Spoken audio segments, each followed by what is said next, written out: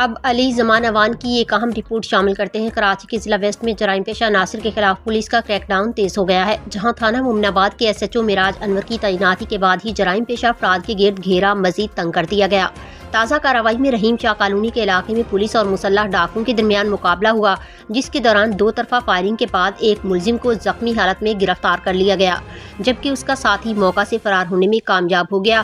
SSP waste Tariq الہی مستوی کے مطابق زخمی حالت میں گرفتار ملزم کی شناخت محمد شکیل ولد محمد اقبال کے نام سے ہوئی ہے۔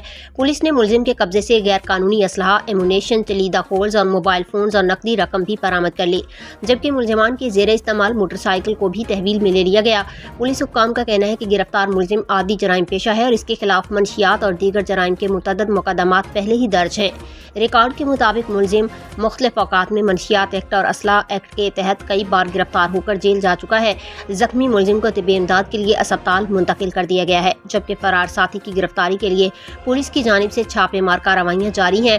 پولیس حکام کا کہنا ہے کہ SHO معراج انور کی تعیناتی کے بعد مومن آباد میں جرائم پیشہ ناصر کے خلاف کارروائیوں میں نمایاں تیزی آئی ہے اور علاقے کو جرائم سے پاک کرنے کے لیے پولیس کی کارروائیاں آئندہ بھی جاری رہیں گی۔